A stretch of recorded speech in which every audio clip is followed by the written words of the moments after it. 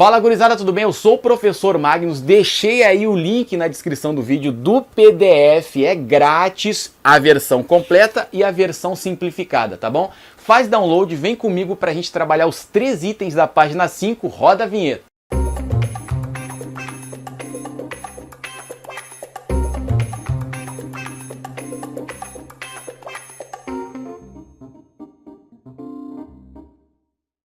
Gente, vocês perceberam que na página 5 a gente segue trabalhando dentro do período arcaico da história da Grécia Antiga, isto é, uma fase que se desenvolveu por volta do século 8 até o século 6 a.C.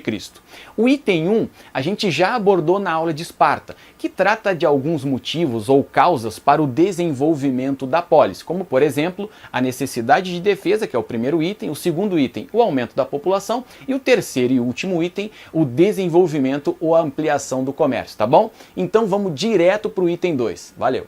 É muito comum quando a gente está estudando, lendo, pesquisando sobre a Grécia Antiga, aparecerem alguns aspectos, algumas características consensuais acerca das cidades gregas ou sobre as cidades gregas. Dentre estes itens, aqui a gente vai abordar especificamente a cidade de Atenas. Vem comigo para o item 2.a.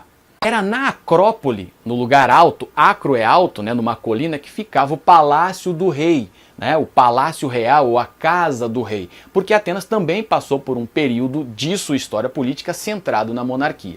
Era também na Acrópole que ficava ali o templo religioso dos atenienses, tá bom?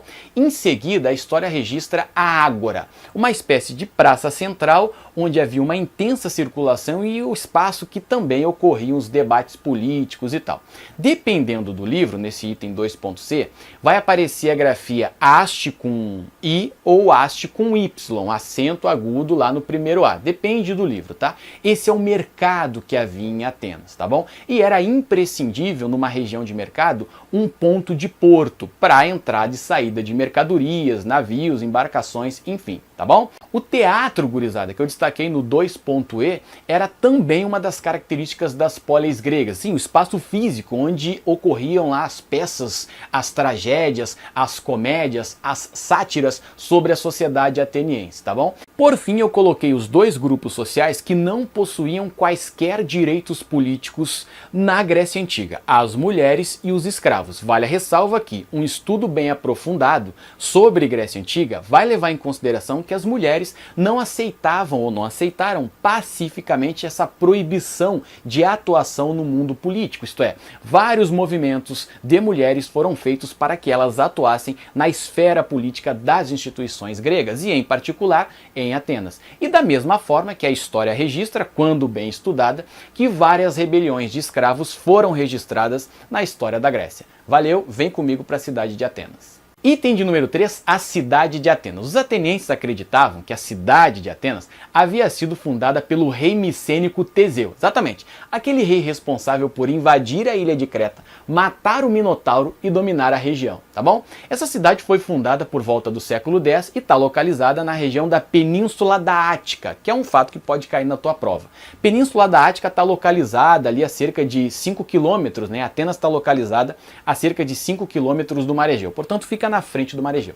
E essa cidade, que é fruto de um ato heróico, também estava distribuída em alguns grupos sociais, era composta por algumas classes sociais. Vamos a elas. Os eupátridas eram os integrantes da elite ateniense, ou os bem-nascidos. Eles eram proprietários de escravos, proprietários de terras e controlavam as instituições políticas dessa cidade. Em seguida estavam os pequenos proprietários, formada pela classe dos geomores, ou georgoi, ou integrantes dos zeugitas, dependendo do livro, tá bom? Abaixo dos geomores estavam os demiurgos, um grupo formado por artesãos e comerciantes, que inicialmente não tinham quaisquer direitos políticos, mas, em função do enriquecimento proveniente do comércio, os demiurgos passam a reivindicar e a conquistar pontos ou postos políticos dentro das instituições atenienses. Atenas era uma região muito atraente, era uma cidade muito atraente e é evidente que ela atrai estrangeiros, que formavam o grupo dos metecos,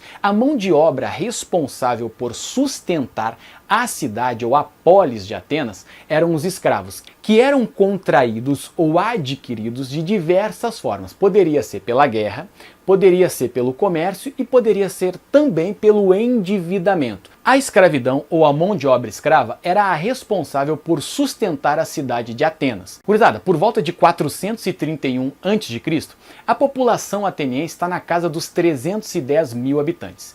Destes 310 mil, 110 mil eram escravos, isto é, a maior parte da população. A cúpula, os eupátridas, estavam ali por volta de 42 mil integrantes e tal.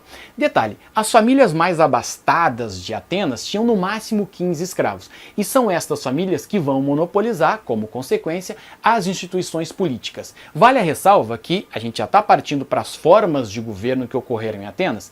Atenas teve monarquia, tirania, democracia, o Areópago, que foi assessorado pelo Arcontado, o Tribunal dos Eliastas, ou Tribunal de Eliae, o Conselho dos Quatro... Página 6.